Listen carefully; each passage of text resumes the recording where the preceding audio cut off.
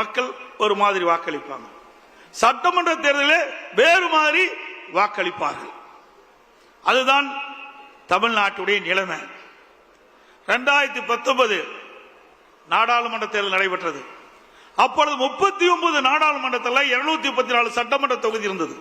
அதில் 2 தொகுதியில் தான் நாம் வெற்றி பெற்றோம். அப்பொழுது இடைத்தேர்தல் நடந்தது.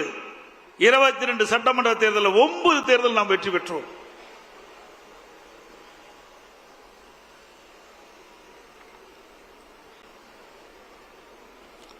ரெண்டாயிரத்தி 21 அனைத்து இந்திய அண்ணா திராவிட முன்னேற்ற கழக தலைமையில் அமைக்கப்பட்ட கூட்டணி 75 இடங்களில் நாம் வெற்றி பெற்றோம்.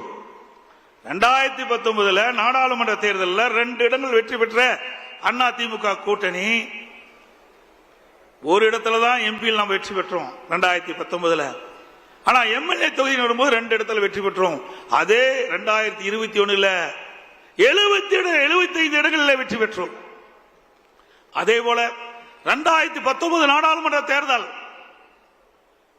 அப்ப திராவிட முன்னேற்ற கழகத்தை சேர்ந்தவர்கள் அந்த சட்டமன்ற இடைத்தேர்தலில் போட்டியிட்டாங்க. அண்ணா திமுக எதிர்த்து அண்ணா திமுக திமுக 2 தான் 22 சட்டமன்ற இடைத்தேர்தல் நாம் போட்டியிட்டோம். அதுல 9 எம்எல்ஏ நாம ஜெயிச்சோம். அப்ப நிலக்கோட்டை சட்டமன்ற தொகுதி நாடாளுமன்றத்தில் திமுக சுமார் 39,000 வாக்குகளை வெற்றி பெறாங்க. அதே நிலக்கோட்டை சட்டமன்ற தொகுதியில் அண்ணா திமுக 25,000 வாக்குகளை வெற்றி பெற்றோம். ஒரே நேரத்தில் தேர்தல் நடைபெறுகிறது. நாடாளுமன்றத்தில் திமுக போட்டியிடுறது, சட்டமன்றத்திலையும் திமுக போட்டியிடுது. ஆனால் நாடாளுமன்றத்தில் அதிக வாக்கு வாங்குறாங்க, சட்டமன்றத்தில் அண்ணா திமுக அதிகமாக வாக்குது. இப்படி 9 சட்டமன்ற இடைத்தேர்தலிலும் அண்ணா திமுக வீழ்த்தியது. அந்த 9 சட்டமன்ற தொகுதியிலும் நாடாளுமன்ற தொகுதியை பொறுத்த வரைக்கும் அவங்க அதிகமாக வாங்கினாங்க. இதுதான் நிலைமை. அது மட்டுமல்ல, 2024 சட்டமன்ற நாடாளுமன்ற தேர்தல் நடைபெற்றது. அதுல 39 தொகுதி திமுக தான் வெற்றி பெற்றாங்க. அந்த 234 சட்டமன்ற தொகுதியில் அண்ணா திமுக கூட்டணி அந்த எம்எல்ஏ தொகுதி 234 சட்டமன்ற தொகுதி 39 நாடாளுமன்றத்தில் வருது.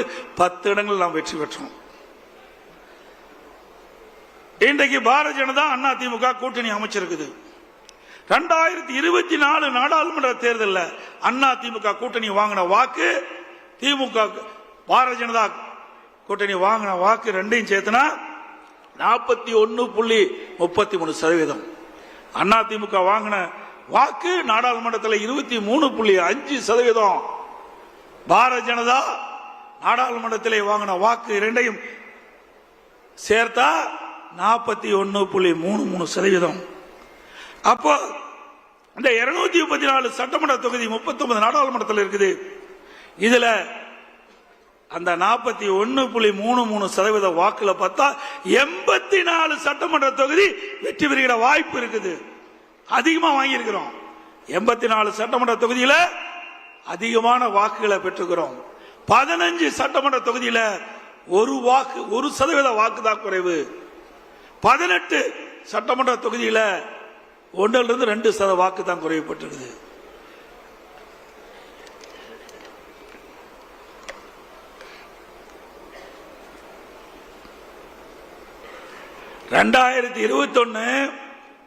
சட்டமன்ற பொது தேர்தல் 2019 நாடாளுமன்ற தேர்தல் 2 ஒப்பிட்டு நான் சொன்னேன்.